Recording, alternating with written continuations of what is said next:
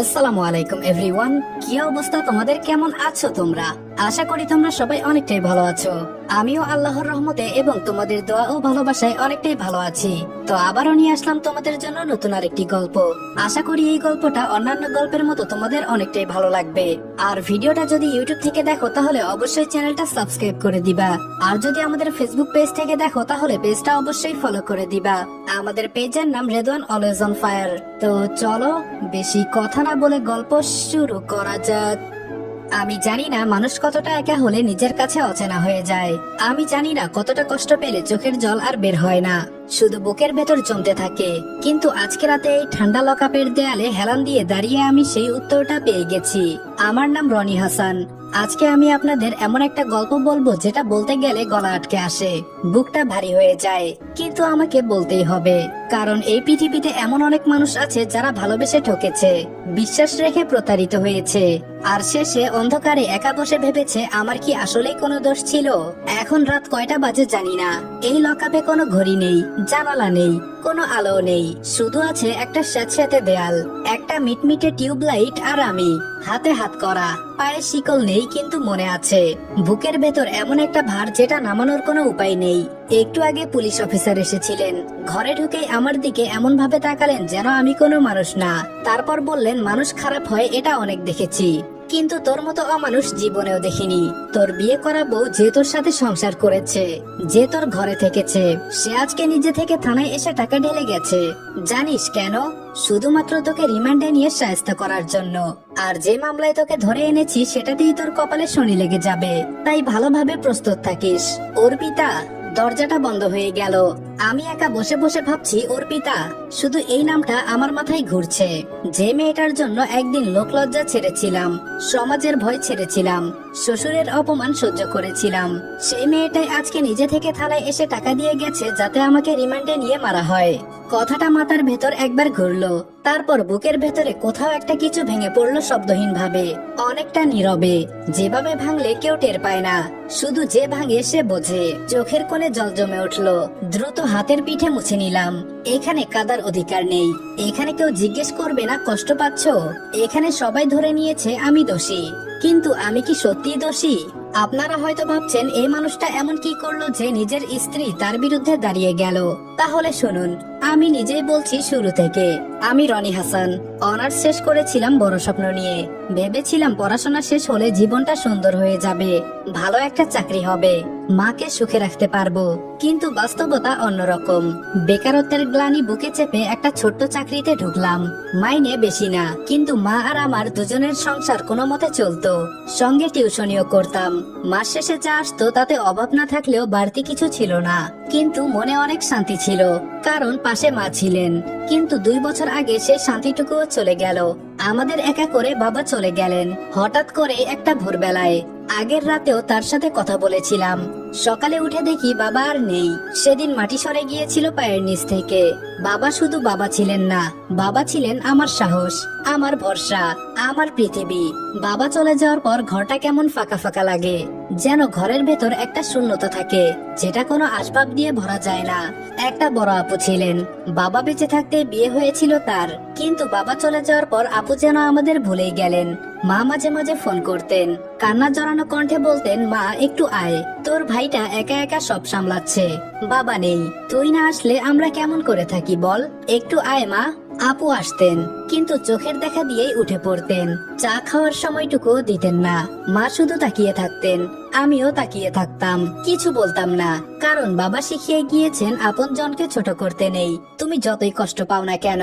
তাই হাসি মুখে বিদায় দিতাম, আর ভেতরে ভেতরে বুকটা ভারী হয়ে যেত।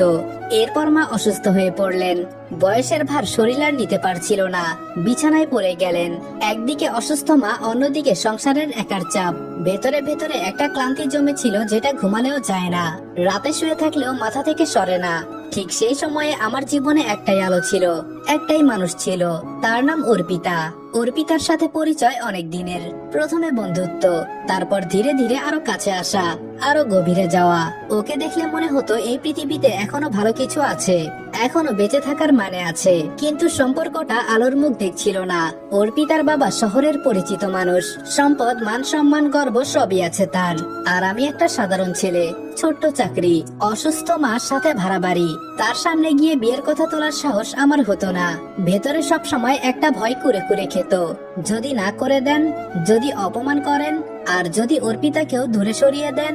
অর্পিতা বারবার বলতো, রনি তুমি যাও, বাবাকে আমি চিনি, তুমি সরাসরি বললে উনি না করতে পারবেন না, তুমি শুধু একবার সাহস করে বলো, বাকিটা আমি একদিন সাহস করে গেলাম, ভেতরে ভেতরে কাঁপলেও মুখে সেটা বুঝতে দেইনি। অর্পিতার বাবার সামনে বসে সবকিছু বললাম, কত ভালোবাসি, কত যত্ন করব, আর কখনো কষ্ট দেব না, ইত্যাদি ইত্যাদি। উনি সবকিছু শুনলেন, তারপর এমন ভাবে তাকালেন যেন আমি কোনো মানুষ না, যেন আমি ভুল জায়গায় বসে আছি। অর্পিতার বাবা বলল, তুমি কে? একটা সাধারণ চাকরিজীবী ছেলে হয়ে আমার মেয়েকে বিয়ে করবে? বাবা নেই, মা অসুস্থ, একটা ভাড়া বাড়িতে থাকো, এটা নিয়ে এসেছো আমার সামনে? নিজের অবস্থানটা একটু বোঝো। আমার মেয়ের জন্য এর চেয়ে ভালো পাত্র আমি খুঁজে নেব। আর কোনোদিন এই বাড়ির সামনে দেখতে চাই না তোমাকে, এক্ষুনি বেরিয়ে যাও। আমিও কিছু না বলে বেরিয়ে এলাম। বাড়িতে ফিরলাম চুপচাপ, মাকে কিছু বলিনি, শুধু রুমে ঢুকে দরজা বন্ধ করে অনেকক্ষণ অন্ধকারে বসে রইলাম। সেদিন বুঝেছিলাম গরিব মানুষের স্বপ্ন দেখার অধিকার নেই, ভালোবাসার কোনো অধিকার নেই। সেই অপমানটা এখনো বুকের ভেতর পাথরের মতো চাপা পড়ে আছে। সেই অপমানের প্রায় এক সপ্তাহ পর্যন্ত অর্পিতার সাথে কোনো কথা বলিনি। ও ফোন দিলে ধরতাম না, মেসেজের জবাব দিতাম না, ভেবেছিলাম ভুলে যাওয়াই ভালো। কিন্তু অর্পিতা ছাড়েনি। একদিন ও নিজে থেকেই ফোন করলো। প্রথমে ধরিনি, দ্বিতীয়বারও ধরিনি, তৃতীয়বার ধরার সাথে সাথে ওপাশ থেকে শুধু কান্নার শব্দ। অর্পিতা বলল, রনি তুমি কি জানো এই 7টা দিন আমার কেমন কেটেছে? প্রতিটা রাত একা কেঁদেছি, ঠিক মতো খেতে পারিনি, ঘুমাতে পারিনি, শুধু তোমার কথা মনে হয়েছে। বাবা যা বলেছেন সেটা ঠিক না, তুমি আমার কাছে সেরা, প্লিজ রনি আমাকে ছেড়ে যেও না, তুমি ছাড়া আমি বাঁচতে পারবো না। ওর কান্নার শব্দ শুনে বুকের ভেতর কেমন মুচড়ে উঠলো। আমার ভেতর বাকি সব দ্বিধা ভেঙে গেল। আমরা পালিয়ে বিয়ে করলাম। সেদিন মনে হয়েছিল পৃথিবীতে আর কোনো ভয় নেই, আর কোনো একাকিত্ব নেই, আমার পাশে অর্পিতা আছে, এটুকুই যথেষ্ট। এখন এগুলো ভাবলে হাসি পায়। আগে কতই না বোকা ছিলাম আমি। অর্পিতাকে নিয়ে ঘরে ঢুকতে অদ্ভুত একটা আনন্দ চারপাশে ছড়িয়ে পড়লো, যেটা অনেকদিন ছিল না। অর্পিতা অনেক ভালো মনের একটা মেয়ে ছিল। অসুস্থ শাশুড়িকে সেবা করত মন থেকে, ঔষধ দিত সময় মতো, পাশে বসে গল্প করত, রাতে ঘুম না হলে মাথায় হাত বুলিয়ে দিত। মা একদিন আমাকে একা পেয়ে বললেন, রনি অর্পিতা অনেক ভালো মেয়ে, ওকে দেখে বুকটা ঠান্ডা হয়ে যায়, তুই ওকে বিয়ে করে অনেক ভালো করেছিস বাবা। মায়ের মুখে এই কথা শুনে বুকটা ভরে গিয়েছিল। অর্পিতা আমাকেও কম যত্ন করত না। অফিস থেকে ফিরলে জিজ্ঞেস করতো, ক্লান্ত লাগছে, আজকের দিনটা কেমন ছিল, দুপুরে ঠিক মতো খেয়েছো, তাড়াতাড়ি হাত ধুয়ে আসো, আমি খাবার বেড়ে দেই।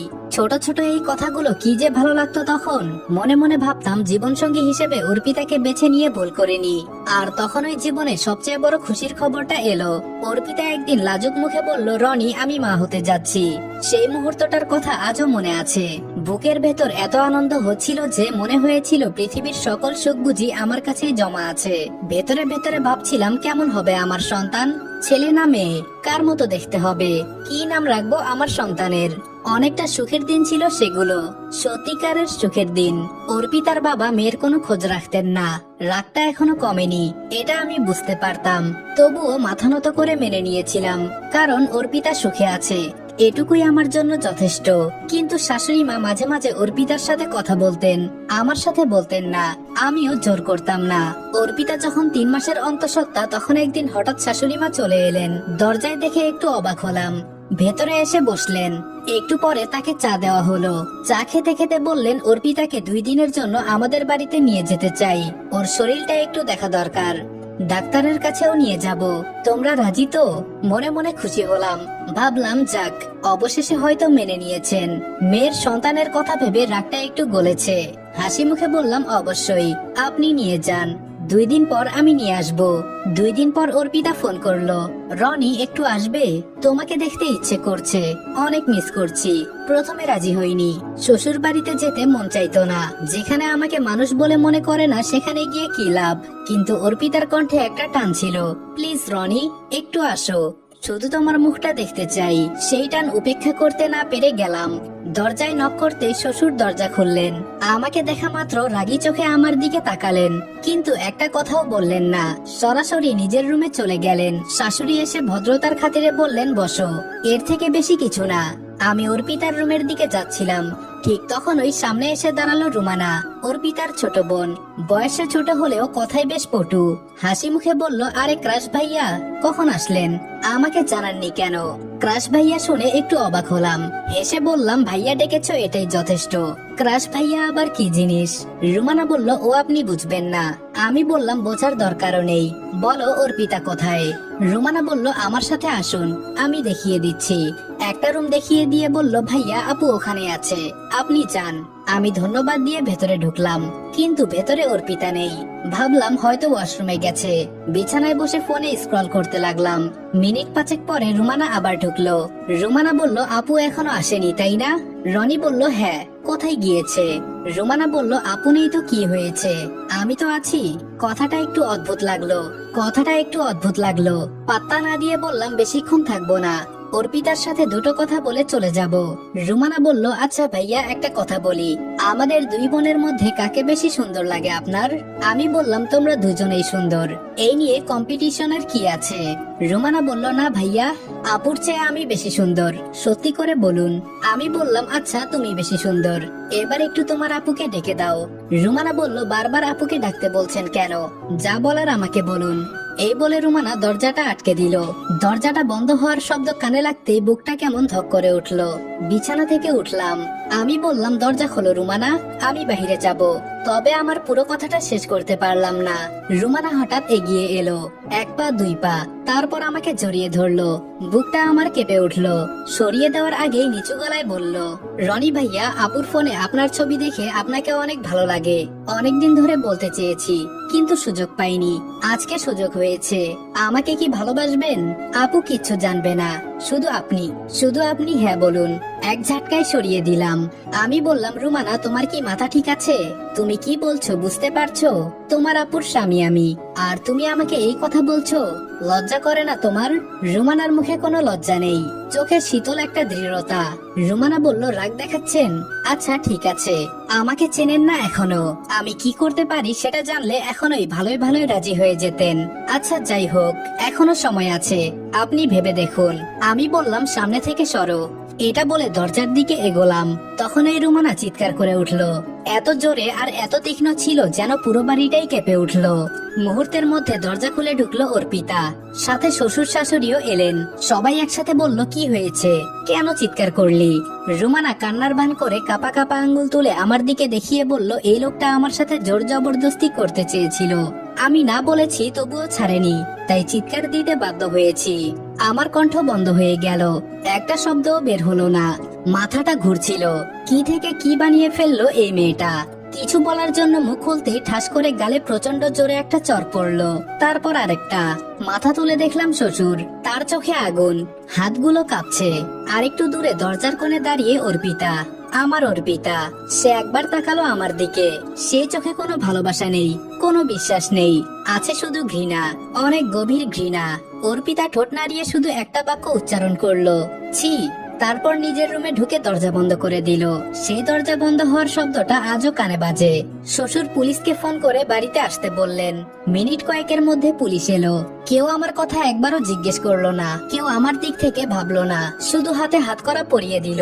এরপরে পিকআপ ভ্যানে তুলে নিয়ে চলে গেল।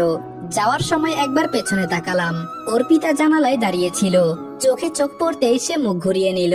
সেই মুহূর্তে বুকের ভেতর যা ভেঙে পড়েছিল সেটা আর কখনো জোড়া লাগবে না, এটা আমি অনেক ভালো করে বুঝতে পেরেছি। এগুলো ছিল গতকালের ঘটনা। আর আজকে রাতে এই ঠান্ডা লকআপে দাঁড়িয়ে জানলাম অর্পিতা নিজে এসে টাকা দিয়ে গেছে, যাতে আমাকে রিমান্ডে নেওয়া হয়। যে মানুষটাকে ভালোবেসে সব ছেড়েছিলাম সে আজকে আমার বিরুদ্ধে, কিন্তু আমার কোনো দোষ ছিল না। এই পৃথিবীতে নির্দোষ মানুষের কথা শোনার কেউ নেই। আমি জানি না সত্যিটা কোনোদিন বের হবে কিনা, আমি জানি না অর্পিতা কোনোদিন বুঝতে পারবে কিনা, কিন্তু একটা কথা আমি জানি, ভালোবাসা দিয়ে যাকে পেয়েছিলাম সেই ভালোবাসাই আজকে আমার সবচেয়ে বড় শত্রু হয়ে গেছে। আসসালামু আলাইকুম এভরিওয়ান। পরের পর্বে জানবেন রিমান্ডে কি হলো রনির সাথে। সত্যিটা কি কেউ জানতে পারবে? রুমানা কেন করলো এটা? আর অর্পিতা সে কি কখনো ফিরে তাকাবে? অপবাদ গল্পের 2 নাম্বার পর্ব শীঘ্রই আসতে যাচ্ছে। ততক্ষণ সবাই ভালো থাকবা, সুস্থ থাকবা। আল্লাহ হাফেজ।